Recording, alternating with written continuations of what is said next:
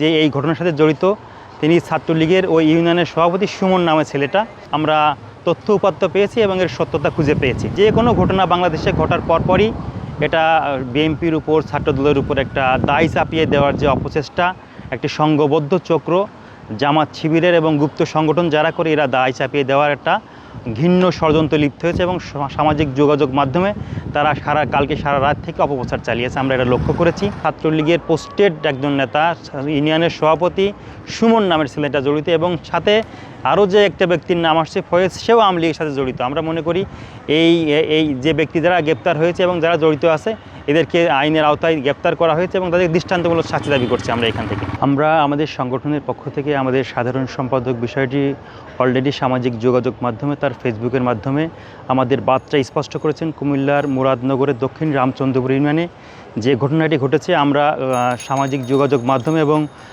মিডিয়ার মাধ্যমে জানতে পেরেছি যে এই ঘটনার সাথে জড়িত তিনি ছাত্রলীগের ওই ইউনিয়নের সভাপতি সুমন নামে ছেলেটা, সে এবং তার সাথে সংঘবদ্ধ হয়ে এবং যে ঘটনার সাথে জড়িত যে ব্যক্তি, সেই ব্যক্তিরও আওয়ামী লীগের সাথে জড়িত আমরা তথ্য উপাত্ত পেয়েছি এবং এর সত্যতা খুঁজে পেয়েছি।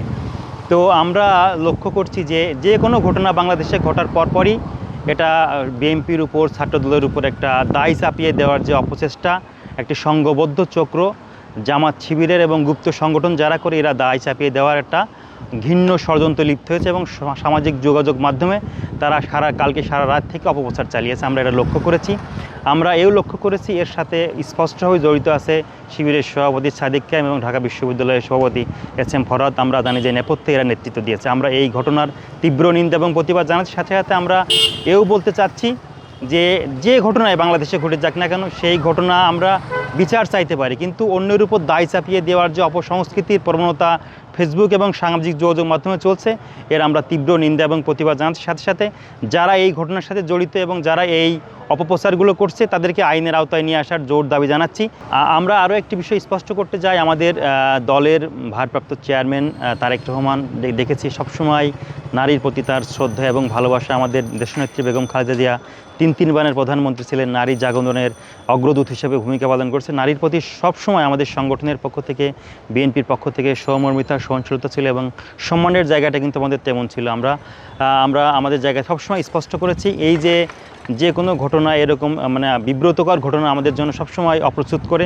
আমরা মনে করি যে নারীদের নিরাপত্তার জন্য আরও আইন শৃঙ্খলা রক্ষাকারী বাহিনীর জোর তৎপরতা চালানো উচিত এবং আগামী নির্বাচনে যদি বিএনপি ক্ষমতা গ্রহণ করে আমরা নারীদের সুরক্ষার জন্য সবসময় আমরা সোচ্চার থাকবো এবং আমাদের সরকার এবং আমাদের সংগঠন সবসময় জোর দাবি পালন করে দেবে রাজপথে। আমরা এই 5 আগস্ট পরবর্তী সময় দেখেছি বাংলাদেশের একমাত্র সংগঠন বাংলাদেশ জাতীয়তাবাদী দল বিএনপি এবং এর অঙ্গ সংগঠনগুলোর জনপ্রিয়তা আপনারা দেখেছেন, নিয়ন্ত্রণ আপনারা দেখেছেন। আমরা যদি আমাদের কোনো নেতাকর্মী কোনো অপকর্মের সাথে জড়িয়ে যায় আমরা কিন্তু তার বিরুদ্ধে আমরা সাংগঠনিক ব্যবস্থা নিয়েছি, আমরা মামলা করে তাকে অ্যারেস্ট করিয়েছি। আমরা মনে করি একক সংগঠন হিসেবে এখন বাংলাদেশের সবচেয়ে জনপ্রিয় দল বাংলাদেশ জাতীয় দল বিএনপি এবং এর অঙ্গ সংগঠন বাংলাদেশ জাতীয় ছাত্রদল যুবদল স্বেচ্ছাসেবক দল। এই যে জনপ্রিয়তা ঈর্ষান্বিত হয়ে অনেক গুপ্ত সংগঠন যারা ওই অভ্যুত্থান পূর্ববর্তী সময়ে গুপ্ত রাজনীতি করেছে এবং অভ্যুত্থান পরবর্তী সময়েও তাদের এই গুপ্তচর বৃত্তির মাধ্যম দিয়ে এবং গুপ্ত আইডি দিয়ে গুপ্তভাবে কাজ করে আমাদেরকে একটা অপচেষ্টা দিয়ে অপপ্রচার করে আমাদেরকে দমিয়ে রাখার যে ঘৃণ্য কাজগুলো তারা চলমান রেখেছে।